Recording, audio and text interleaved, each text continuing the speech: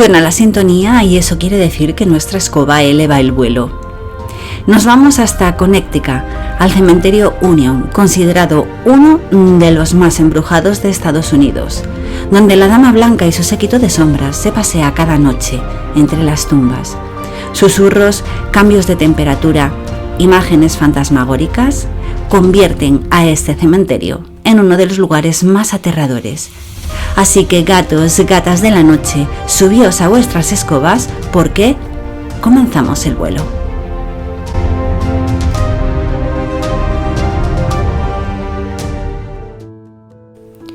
Easttown es una pequeña comunidad situada al suroeste de Connecticut. La mayoría de los vecinos se dedicaban a la agricultura o a la ganadería. Era un lugar apacible de gentes trabajadoras y religiosas cuyo centro de reunión era la iglesia. Cada domingo el padre Patrick celebraba una hermosa homilía a la que acudían todos los vecinos y durante la semana repartía su tiempo en visitar a los enfermos, acompañar a los ancianos, dar clases de catequesis a los niños u organizar diferentes festividades con la ayuda principalmente de las mujeres del pueblo. Hacia el año 1860, una nueva familia llegó a la población. Era un joven matrimonio que tenía una preciosa hija de 7 años, Mary Ann. Dejaban Brookfield atrás y comenzaban una nueva vida en el tranquilo pueblo, donde el padre había conseguido trabajo en una granja como capataz. No era muy grande, pero sí lo suficiente como para que el viejo matrimonio Brown no pudiera hacerse cargo de ella. Su esposa se ocuparía del cuidado de la señora Brown. Ya era anciana y estaba aquejada de una enfermedad degenerativa que la había dejado postrada en la cama. Se acomodaron en una pequeña casita cercana a la propiedad y vivieron unos maravillosos años viendo cómo la granja prosperaba, cómo su hija crecía sana y feliz y estrechando lazos con los vecinos hasta convertirse en parte de la comunidad, siendo unos miembros queridos y respetados por todos. Mary Ann se convirtió en una joven de belleza excepcional. Atraía las miradas de todos, hombres y mujeres, cuando entraba en la iglesia cada semana con su vestido de los domingos. Muchos chicos del pueblo le habían manifestado abiertamente su amor, pero ella, sabedora de su belleza, aspiraba a algo más que casarse con un simple granjero. Tras ocurrir la desgracia que le esperaba, sus padres se culparon de haberla malcriado hasta el punto de menospreciar la sencillez de la vida que había llevado. Mary Ann detestaba el olor de los establos, el sol que bronceaba su piel haciéndola parecer una campesina, la falta de cultura o de intereses por otros aspectos que no fueran caballos, vacas, cultivos o asistir a la iglesia. Su madre la había educado para convertirse en una señorita, tocaba el piano, leía con avidez, cubría su cuerpo con guantes y pamela para mantener la blancura de su piel y caminaba con paso erguido y orgulloso. Por eso Mary Ann aspiraba a más. Quería vivir en la ciudad, lucir hermosos vestidos, acudir a reuniones de sociedad, ir al teatro, a la ópera. Quería vivir la vida que había leído en sus libros, en los que jóvenes doncellas se casaban con acaudalados caballeros y llevaban una vida glamurosa. Su padre no estaba de acuerdo con aquella educación. Pensaba que la granja era un trabajo digno y que los aires de grandeza solo le traerían frustraciones, pues su destino era casarse con algún muchacho del pueblo. Pero tampoco ponía impedimentos a las ensoñaciones de las dos mujeres cuando las oía hablar de casarla con algún doctor, un banquero, con alguien que le proporcionase todas las comodidades que allí no tenía. Simplemente las miraba con desaprobación y continuaba con sus labores. Lo que su madre nunca imaginó fue que la verdadera felicidad no se encontraba entre las telas de seda o las finas piezas de porcelana. La felicidad la proporcionaba el amor y la seguridad, y sin saberlo, ella misma disfrutaba de esa verdadera felicidad, de una relación estable, de un marido cariñoso, trabajador y atento, aunque sus modales fueran algo toscos.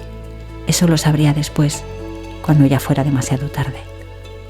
Criada de este modo, la niña fue convirtiéndose en una joven engreída y orgullosa. Solo se preocupaba de que sus tirabuzones estuvieran perfectos, su piel inmaculada y sus vestidos impecables. El deseo de Mary Ann y de su madre estaba próximo a cumplirse.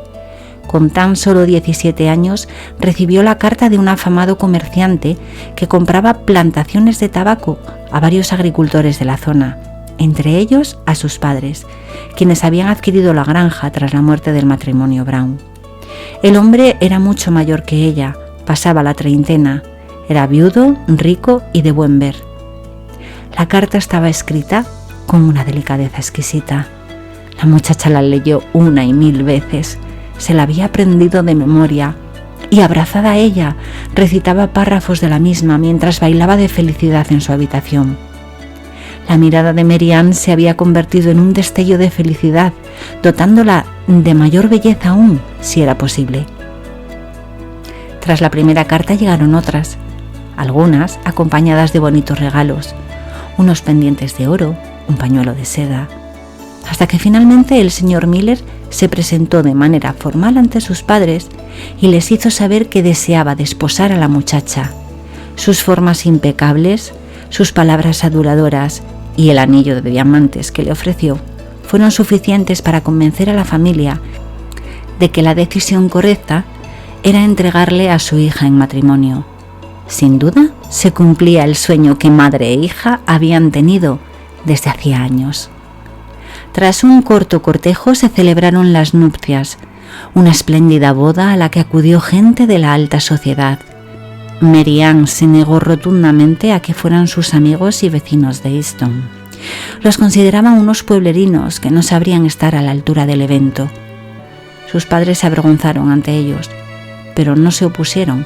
La felicidad de la niña era la máxima en sus vidas. Los recién casados se trasladaron al condado de Fairfield, donde el empresario tenía una lujosa mansión con extensos jardines, criados y todo lo que Mary Ann había leído en sus novelas. Durante los primeros meses, las cartas a sus padres eran frecuentes, al menos una vez por semana. Poco a poco se fueron espaciando, hasta que llegó un momento en el que apenas tenían noticias de su hija. Tan solo en fechas señaladas recibían unas escuetas palabras, escritas en un papel que quedaba prácticamente en blanco por la brevedad de su contenido. Ellos continuaban enviándole cartas de manera regular, aún sabiendo que no tendrían respuesta. Su padre preguntaba por la hija cada vez que el marido visitaba Easton, cosa que también se fue haciendo menos habitual. La empresa había crecido y normalmente enviaba a algún empleado para ocuparse de la compra y el traslado de las plantaciones. A finales del año 1875, una carta escrita por Grayson Miller anunciaba que la joven Mary Ann había fallecido y el funeral se había celebrado hacía 2 semanas. Su cuerpo reposaba en el cementerio Union. El dolor que aquellas letras causaron en el matrimonio fue indescriptible.